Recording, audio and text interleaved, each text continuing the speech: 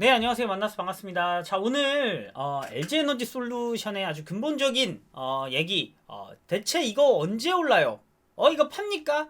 왜 안 올라요? 맨날 그런 얘기들이 계속해서 댓글에 올라오니까 제가 좀 정리를 해드리려고요. 자, 그런데 제가 오늘 얘기할 거는 이 배터리 산업이 실제로 메모리 반도체만큼 커진다면 여러분들은 뭐 이런 거죠. 정말 삼성전자만큼 SK 하이닉스만큼 시장을 장악할 수 있는 배터리 회사가 나온다면 지금의 어떤 이 LG 에너지 솔루션 시총이 큰 것인가? 라는 부분들, 그리고 테슬라나라든지 CATL이라든지 이런 회사들이 지금까지 보여줬던 시가총액들 1000조, 270조 요런 정도의 어떤 가격 상승을 보여줬던 시장이었어요. 그런 만큼 성장성에 어마무시한 가산점을 주고 있는 게 사실은 배터리예요. 그러다 보니까 정말 제2의 배터리, K 배터리가 정말 제2의 반도체가 될 것인가? 배터리가 이제 뭐 사실은 메모리 반도체보다도 시장이 커집니다. 자, 그런 데에는 이견이 없다라고 여기도 지금 적어주고 있어요. 지금 이게 일렉트릭 쇼크에서 나온 얘기인데 뭐라 그러냐면 결국은 제2의 메모리 반도체다라고 하는데 여기 이제 글을 쓰신 분은 아니라고 얘기를 하는 거예요. 보세요. 제 생각은 놉니다. 여러 가지가 있어요. 뭐 절대적으로 급속도로 성장할 것이라는 데는 동의를 하지만 완전히 다른 산업이며 반도체와 동등선에서 비교하는 것은 부적절하고 이 매출과 영업이익이 반도체 제조사들을 따라가기는 힘들 것이라는 게 제 생각입니다라고 본인의 생각을 밝혔지만 제가 여기에 좀 반문을 하고 싶어요. 이 여기 쓰신 분이 뭐라고 말을 했냐면 결국 반도체는 마진이 많이 남는다. 자, 그리고 소수의 업체가 독과점 중이다라고 했어요. 지금 이제 마이크론이라든지 삼성전자, SK 하이닉스 여기서 메모리 반도체를 독점을 하고 있죠. 이 3체제예요.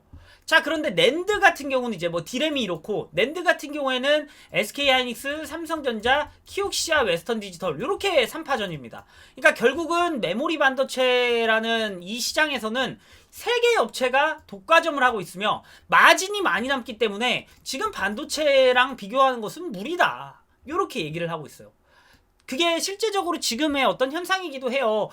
삼성전자나 뭐 SK하이닉스는 정말 많은 영업이익이 남죠. 수십조 원의 영업이익이 남는데 지금 막상 까보니 CATL이 뭐 3조, 그리고 이제 LG에너지 솔루션이 1조가 안 되는 9천억의 영업이익이 나왔어요. 그러니까 이 말이 틀린 건 아니다. 하지만 좀 여기에 이거는 이제 이분이 하신 말이고 저는 어떻게 생각을 하냐면 이거는 굉장히 오랫동안 치킨 게임을 한 거예요. 그러니까 반도체라는 이 특성상 웨이퍼를 막 깎고 그렇게 해갖고 수율 문제, 계속 우리가 수율에 대한 부분을 말하잖아요. 그러니까 이 반도체에서 가장 중요한 건 사실은 수율이에요. 여기에 초미세 공정으로 들어가는 것도 여기에 뭐 그런 걸 예를 들어 들어봤죠. EUV 포토 레지스트, 요거 이제 ASML에서 하는 그런 건데 이걸 통해서 수율을 높이고 막 미세로 공정을 깎아서 정말 최첨단 기술력을 갖고 있는 게 사실은 이런 회사들이에요. 그러다 보니까 사실은 이 수율이 안 되면 반도체 업계에서 밀려나요. 그런데 지금 우리 업체들이 이 수율을 잘 유지하면서 커온 회사들, 그리고 실제적으로 미세 공정에 계속해서 성공하고 낸드도 뭐 수백 단으로 싸가지고 126단 낸드를 만들어낸 회사들이 사실 남은 거거든요.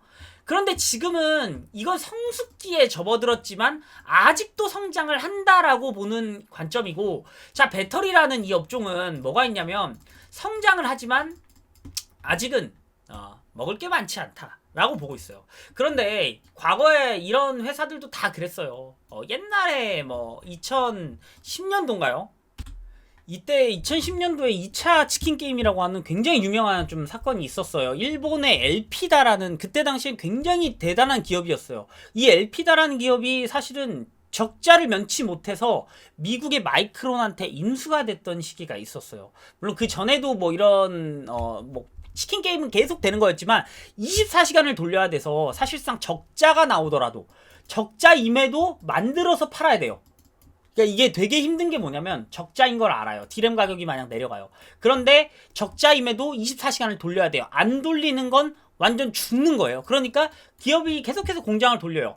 그리고 실제로 적자임에도 팔아야 되는 게 이 바닥이에요. 자, 그렇다 보니까 적자가 될 때마다 기업들이 하나씩 죽는 거예요. 지금 예전에 LP다가 연속 그 5분기인가 적자를 면하지 못해서 사실은 팔려나간 건데, 그러면서 사실 마이크론이 많이 올라왔고요. 자, 그래서 이런 적자임에도 치킨 게임을 해서 지금 그때 당시보다도 10년이 넘었죠. 거의 이 치킨 게임이 시작된 거는 뭐 처음부터예요. 어차피 이 산업이 결국 기업이 시간이 갈수록 한 업체만 살아남는 그런 이제 어떤 분위기로 가고 있는 건데, 이 지금 예전에도 반도체가 이런 시기를 다 겪었어요. 지금 우리는 무엇이냐, 이 하이니켈 배터리, 뭐 리튬 그 인산철 배터리 뭐 이렇게 지금 있지만, 결국은 엄청난 기술 하나, 전고체 배터리로 가든 정말 하이니켈 배터리가 문제없이 가서 차세대 뭐 4680 뭐 배터리 뭐 이러죠. 이런 차세대 하이니켈 배터리가 나와서 이런 밑에서 지금 사실 점유율만 보더라도 LG에너지솔루션, CATL, 파나소닉이 1, 2, 3등이에요. 밑에 있는 회사들은 이제 막 커나가는데, 그래도 시장 파이가 크다 보니까 지금은 또 따라갈 수 있다고 하지만, 실제적으로 시간이 많이 지났을 땐 더 이상 따라올 수 있는 업체들이 나올 수 있을까? 그때까지 배터리 업체도 치킨 게임을 해나가야 되는 거예요.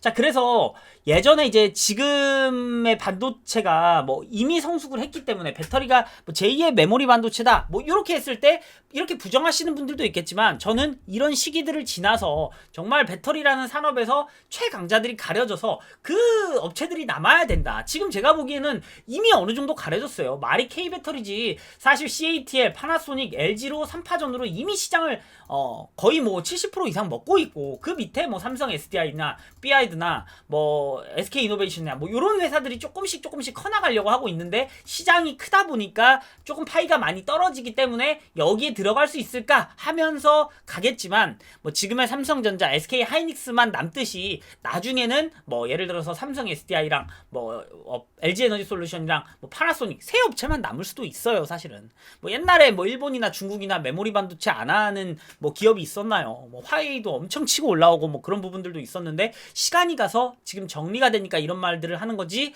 지금 어떤 산업이든 그 정리가 되기까지는 이런 시기들을 거친다라는 점을 먼저 말씀을 드릴게요. 자, 그리고 밑에 보면 뭐가 또 있냐면, 호황이 올 때마다 규모의 경제로 높은 이익을 창출한다. 그런데 사실 이걸 반대로 말하면, 호황이 아닌 불황이 올 때마다 기업들은 망한다요. 그런데 배터리 산업에는 호황과 불황이 없어요.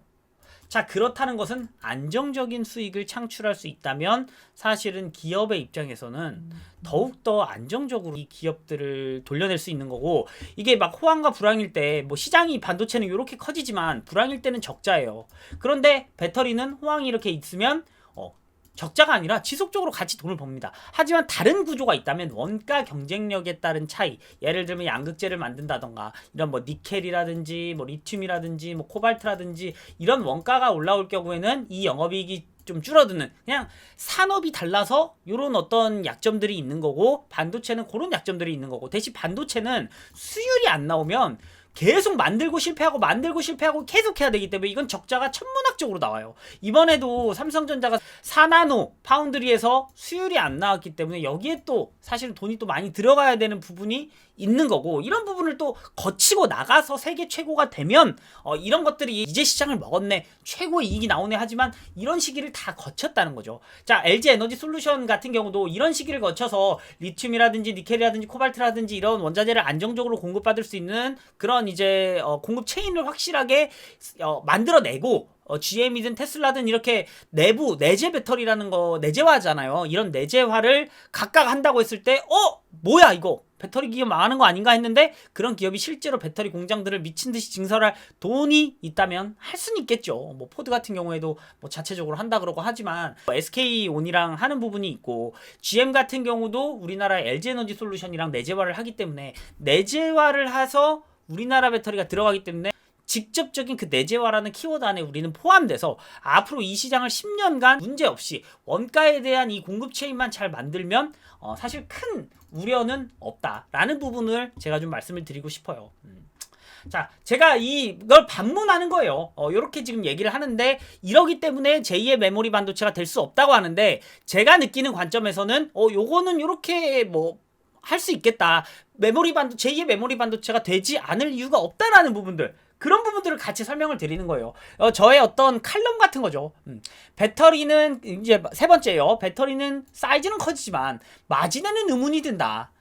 규모는 커지겠지만 독과점은 힘들 것이다. 그래서 이제 2025년이 되면 180조에 육박할 거라는 시장 규모를 말하고 있어요. 그렇기 때문에 2021년 반도체 시장 규모가 180조다. 그래서 더 성장하면 물론 반도체가 더 커지겠지만 이만큼 25년이 되면 전기차 시장도 지금의 반도체 이상의 산업이 되겠다. 그러니까 이제 메모리 반도체, 제2의 메모리 반도체다. 그리고 그 이유가 되면 메모리 반도체를 넘을지도. 요렇게 지금 얘기를 하는 건데 사실은 이분이 보기에는 한국 업체들이 과연 독과점을 할 수 있을까? 과연 이 모양새를 보면 해자가 별로 높지 않다라고 하고 있는데 사실은 이게 지금 점유율이 그렇다는 거예요. 고작 24%를 가지고 지금의 뭐 70%, 뭐 50%를 달성하고 있는 메모리 반도체의 독과점과 비교를 할 수 있을까라는 부분이지만 저는 전고체 배터리로 갈 때 그 모든 것들이 해결될 거라고 봐요. 지금 하이니켈까지는 이 진입 장벽이 높지는 않아요. 사실은 그동안 개발했던 기업들을 인수하면서 따라올 수도 있는 부분이고 돈 투자를 하다 보면 금방금방 올라올 수 있는 부분이에요. 왜? 양극재도 누군가 납품을 해주고 분리막도 납품을 해주고 그런 걸 모아가지고 돈만 있으면 사실 공장 지어갖고 증설 때리면 되는 거니까 지금은 이게 가능하나 사실상 LG에너지가 하고 있는 하이니켈 배터리를 따라오기에는 쉬울까? 절대 쉽지가 않을 거라고 저는 봐요.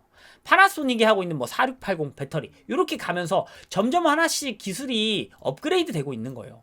그러면 밑에 있는 기업들은 이제는 쫓아올 수가 없어요. 시간이 지나버리면. 저는 그런 상황이 분명히 올 거라고 보고 뭐 CATL이나 삐아드 같은 경우는 중국에선 밀어주지만 중국의 화웨이가 그렇게 성장할 때 중국 시장에서 밀어줬어요. 스마트폰도 그렇고 뭐 반도체 사업할 때도 그렇고 화웨이 밀어줬죠. 하지만 지금의 화웨이 어떠나요? 세계 시장에서 멀어졌습니다. 중국 기업은 지금 같은 분위기로 계속 가다 보면 성장의 한계를 분명히 맞이할 거예요. 그렇다면 기업이 기술력이 있어야 되는데 중국에서 그냥 밀어주기 때문에 시장 점유율을 지금 30%나 갖고 있는 거고 삐아드 같은 경우도 사실은 삼성 SDI나 SK 이노베이션보다도 낮았는데 이제 7%까지 올라오면서 4위를 기록을 했어요. 그러니까 K배터리가 약하다 뭐 이렇게 되지만 전 세계 시장 점유율로 보면 이 둘은 사실상 빼도 그만이다라는 그런 부분을 좀 말씀을 드리고 싶어요. 그러면 결국 남은 거는 파나소닉 LG가 이 2파전으로 60%에서 70%에서 나머지 중국을 뺀 전 세계 시장을 점유를 할 것이고 나머지 30%를 가지고 밑에 있는 기업들이 이제 움직이겠죠. 그러다가 전고체 배터리로 갈 때 이렇게 우리 반도체도 마찬가지예요. 초미세 공정으로 가면서 이렇게 초미세 뭐 3나노 뭐 이렇게 막 결정이 되듯이 이런 전고체 배터리로 가면서 마지막으로 우리 시장에서 진짜로 할 수 있는 배터리 회사들이 무엇인가가 딱 남을 거예요. 그때가 저는 그때가 되면 결국 저는 SK하이닉스, 삼성 SDI, LG에너지솔루션 다 남을 수 있지 않을까라는 생각을 합니다. 뭐 제2의 반도체 뭐 이렇게 따질 게 아니라 사실 뭐 옛날에 그랬잖아요. 소니가 잠식하고 있던 그런 지금 옛날에 어떤 반도체 시장에서도 소니는 물러났었고 지금 그렇게 하다 보니까 SK 하이닉스도 사실은 굉장히 기술력이 높은 SK 그룹이 사실 굉장히 기술력이 사실 좋아요. 그리고 삼성 SDI 뭐 말할 것도 없죠. 삼성전자가 버티고 있는데 그리고 LG 세 기업 모두 저는 살아남아서 이 배터리는 한국이 정말 세계에서 제일 잘한다. 저는 그런 시간이 분명히 올 것 같아요. 그러다 보니까 이런 뭐 이익이 높지 않다 뭐 이렇게 되지만 시간이 가면 지금 옛날에도 그런 게 있었어요. 뭐 2007년 뭐 2010년 이럴 때도 반도체가 실제로 안 남았어요. 돈이. 그럼에도 불구하고 계속 돈을 때려 박은 거예요. 옛날에 삼성전자 그랬잖아요. 제당 업체에서 산 그런 돈을 가지고 제당 뭐 대한제분 뭐 대한제당 뭐 이래가지고 그걸로 가지고 뭐 밀가루 팔고 설탕 팔아서 만든 돈 가지고 사실은 계속 때려박아서 반도체 만든 거잖아요. 그러니까 그런 시간들이 어느 정도 있다 보면 저는 시간이 지났을 때 2025년쯤 되면 정말 누가 전고체 배터리를 할 수 있고 그런 시기가 됐을 때 정말 이제 최고의 기업들이 가려지지 않을까 이렇게 지금 보고요. 밑에 나온 것도 이거예요. 고마진이 불가한 구조라고 해요. 이 친구가 말하는 거는 고정비가 상당히 큰 반도체 기업에 비해 변동비가 큰 이 배터리 산업은 약하다 뭐 이런 거예요. 변동비는 이제 VC 그래서 Variable Cost 뭐 FC 픽서블 코스트 이런 식으로 얘기를 하죠. 그런데 이제 시간이 지났을 때 이 반도체들은 나중에는 영업이익이 다 남는다. 굉장히 많이 올라간다. 왜? 미리 고정비를 썼으니까. 그런데 이걸 계속 감가상각하면서 재무에는 적는 거고요. 자, 그런데 변동비에 따른 위험은 분명히 있죠. 그러니까 지금 배터리 업체들이 사실은 주가를 부진을 못 면하는 것도 원가가 계속 올라서 그래요. 원자재가 폭등을 하고 있다는 거예요. 그런 시기에도 이 정도 받쳐줬다면 시간이 조금 지나서 이런 원가 경쟁력들을 찾아오고 인플레이션이 잠잠하면 오히려 금리 인상이 돼서 인플레이션이 잡히면 금리 인상이라는 게 전기차 관련된 종목들의 주가를 확 끌어올릴 수도 있겠다라고 저는 생각을 하는 거예요. 그런데 이분은 이렇게 말했어요. 옷을 파는 회사나 LG에너지솔루션 같이 배터리를 만드는 회사나 큰 차이가 없다. 원가 대비 68%, 67%인데 원재료가 이렇게 비싸다는 거예요. 근데 한 가지 이분이 좀 간과한 건 뭐냐면 여기 68%에 뭐가 들어가냐면 양극재가 들어가요. 그러니까 예를 들어서 그냥 146이라고 칠게요. 146에 매출액을 내면 매출 원가가 123이에요. 그러니까 진짜 얼마 안 남는다는 거잖아요. 사실 남는 건 23 요런다는 거잖아요. 근데 이 중에 매출 원가 이 중에 또 40%. 그러니까 한 40%면 한 50 정도가 되겠죠. 이게 또 양극재에 대한 캐파예요. 그러니까 사실 양극재도 같이 성장을 하는 거예요. 그렇다 보면 양극재를 만드는 회사랑 지금 이런 배터리 회사랑의 어떤 긴밀한 게 또 필요한 거고, 이렇게 해서 자동차를 파면 반대로 이렇게 생각할 수가 있어요. 현대차나 뭐 이런 자동차를 파는 업종들의 영업이익률은 사실 제조 중에서도 5%가 안 돼요. 그냥 자동차 업종이라는 게 5%가 안 되는 영업이익을 내요. 특히나 현대차 같은 경우는 2019년, 20년까지만 해도 영업이익이 2%, 3% 남짓했어요. 그런데 올해부터 프리미엄 자동차가 나오죠. 뭐 제네시스, 프리미엄 이런 것들이 북미 시장이라든지 유럽 시장을 석권을 하면서 이 프리미엄 시장에서 영업이익이 8% 이상까지 뛰어버려요. 그러니까 정말 사실은 현대차 입장에서는 작년이 정말 중요한 시기였어요. 그러다 보니까 이런 현대차가 이런 시기를 겪고 나니까 결국은 이렇게 만들어서 지금 현대차가 뭐 좋아지니 마느니 그런 거를 논할 수 있는 시기가 됐는데, 옛날로 따지면 저 같은 경우도 자동차 업종에는 아예 투자를 하기 싫다라는 부분이었어요. 100조 팔아서 1조 2조 남았어요. 그때 당시에. 그런데도 불구하고 자동차 산업 죽습니까? 현대차를 보고 뭐 제2의 뭐 반도체가 될 수 없고 자동차는 어쩔 수 없어, 버려지는, 이렇게 하는 게 아니에요. 영원히 쓸 수밖에 없는 자동차 산업을 하는 거예요. 배터리도 그에 맞는 산업이라는 겁니다. 그렇기 때문에 제가 이런 것들을 뭐 하나하나씩 좀 보다 보니까 굉장히 논리적으로 적었어요. 극심한 반대. 원자재가 계속 변동하면 리스크가 좀 있고 돈이 안 남는다. 하지만 자동차도 마찬가지예요. 뭐 알루미늄, 뭐 철강 이런 것들이 오르면 그랬죠. 늘 그런 산업이었어요. 그렇지만 우리나라에서 차화정이라고 불리는 자동차, 화학, 전자 뭐 이렇게 돼가지고 차화전이라고 옛날에 불렸을 때가 있듯이 지금도 그렇잖아요. 자동차 죽지 않아요. 그리고 여기에서 말하는 건 리콜 리스크가 있죠. 근데 리콜 리스크는, 자, 반도체는 수율 리스크가 있어요. 수율에 따라서 무기한적으로 이게 수율이 나오지 않으면 기업이 망해버려요. 여기는 심지어 수율 리스크, 이거를 반도체 업체들은 진짜 다 이겨내고 지금에 온 거고, 못 이겨낸 업종들은 다 죽었어요. 회사들은 다 죽었어요. 그런데 지금 이것도 마찬가지예요. 리콜 리스크가 있죠. 자동차 회사들도 있고 배터리 회사들도 있어요. 언제든지 있는 거다. 그런데 이 리콜 리스크라는 걸 통해서 우리는 그러니까 이제 돈을 많이 충당금이라는 걸 설정해 두잖아요. 돈을 벌면. 그런 부분들로 해소를 해야 되는 거고, 이렇게 뭐 리콜이 있으면 다음에 또 잘 이겨내고, 그 어차피 리콜 리스크. 근데 이분이 말하는 거는 영업이익이 남지 않을 것이다. 이번에도 보셨듯이 알겠지만 이렇게 얘기를 하고 있는데, 결국 나중에는 지금도 사실은 이 리콜이 줄어들고 있고, 결국은 전고체 배터리 넘어가느냐, 넘어가면 이때부터는 하이 니켈 이쪽에 이제 전해액이 막 돌고 이러니까 이 액체가 안에 있으니까 이런 폭발이 있다, 이렇게 좀 얘기를 하는데, 전고체로 가면 그런 부분도 좀 사실 약해지고, 결국 이런 것들이 리콜이 배터리로 인한 문제가 아닌 수준이 올 거예요. 옛날에 뭐 삼성 전화기 안 터졌나요? 전화기가 터지고 뭐 핸드폰 충전기가 터지던 시절이 있었어요. 다 이겨내고 지금까지 왔다. 자, LG에너지솔루션 너무 우려할 거 없이 그런 시기를 이겨내는 과정 속에 있다라고 보시면 좋을 것 같아요. 테슬라도 그렇잖아요. 지금 막 리콜 막 터지고 있고, 뭐 테슬라 뭐 단차적인 문제도 있고, 소프트웨어 결함도 있고, 누가 죽고 이래도 주가 많이 올라갔잖아요. 그런 시간이 지금 시장 자체가 그런 시간이지 않나 싶어요. 그래서 이분은 다시 한번 말하지만 전도유망한 산업이라고 생각합니다. 어쩌면 규모 면에서는 따라잡을 수도 있고요. 하지만 근본적인 구조와 양태가 다르기 때문에 절대 말몰이 반도체를 따라갈 수는 없다라고 했지만 저는 그렇게 생각하지 않는다라는 말씀을 드리고 싶어서 이렇게 말씀을 드리는 거예요. 여러분들 중에 뭐 이러신 분들도 있겠죠. 너무 이제 주가가 안 오르게 되니까 이 배터리라는 게 지금 꼭 문제가 있을 것이냐 그러는데 제가 볼 때는 배터리 산업이 지금 가장 안 좋지 않을까 해요. 왜냐면 지금 베리어블 코스트라고 그러죠. 아까 말했던 변동비 이게 너무 크잖아요. 변동비가 너무 크다 보니까 지금 이익이 좀 안 남는 구조예요. 그런데 이런 것들이 금리 인상을 통해서 어느 정도 안정 물가 안정이 일단은 최우선된 시기예요. 지금 이게 안정이 되기 시작하고 시장 파이는 또 커지잖아요.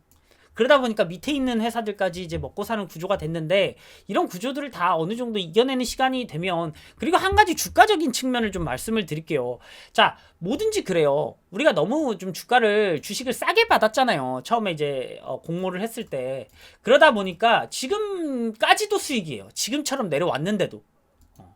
자, 그렇기 때문에 여러분들이 지금 뭐 왜 이 주가가 안 가냐 이렇게 좀 말씀을 하시는 부분들이 있는데 제가 볼 때 이 주가라는 것은 결국은 지금 10%도 안 되는 유통 물량이 지금 돌고 있는 거거든요. 거기에 지금 실제로 매집이 들어간 물량까지 합치면 이 시장에서 도는 건 5%에서 6% 물량밖에 없어요. 그렇기 때문에 지금은 사실 올리면 폭등을 할 건데 주포들이 굳이 이거를 지금 올릴 필요가 없잖아요. 주식이 좀 나오고 어느 정도 나중에 진짜 이 친구들 주식을 많이 갖고 있는 친구들이 팔아먹어야 할 시기가 분명히 오고요. 삼성전자의 예를 간단하게 들어볼게요. 자, 여기 삼성전자 차트가 잠깐 있는데 여기에서 액면 분할이 나왔거든요. 98%예요. 자, 그러니까 엄청난 규모로 액면 분할을 때려버렸어요. 그러다 보니까 잠시 이런 기간이 있었지만 바로 이 기간 이후에 이렇게 상승을 했어요. 자, 카카오 한번 보여드릴까요? 카카오도 액면 분할을 딱 이쪽에서 했어요. 그런 다음에 이렇게 좀 올라갔는데 이 시기가 다 지나게 되면 또 올라갈 거예요. 저는 그렇게 봐요. 이거를 다 이렇게 쪼개놔야 개인들이 비싸지 않아서 살 수가 있거든요. 삼성전자도 마찬가지고 이게 국민 주식이다 보니까 그런 시기들을 다 지켜야 되는데 제가 볼 때는 LG 에너지 솔루션 사고 싶어도 지금 없어요.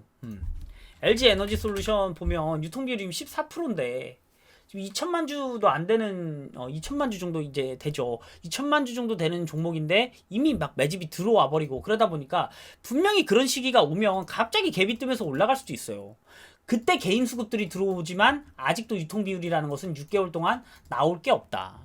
거의 뭐 조금씩 있는데 이런 것들은 나올 때마다 아마 기관 쪽에서 수급자들이 계속해서 살 거예요. 자, 그렇다 보니까 이런 LG 에너지 솔루션 지금은 워낙에 뭐 아래에서 공모를 했기 때문에 계속 하방 압력을 받는 거예요. 주가라는 게 그렇잖아요. 내가 갖고 있는 것보다 가격이 높잖아요. 그러면 뭐가 있냐면 팔고 싶어 하는 사람들이 있어요.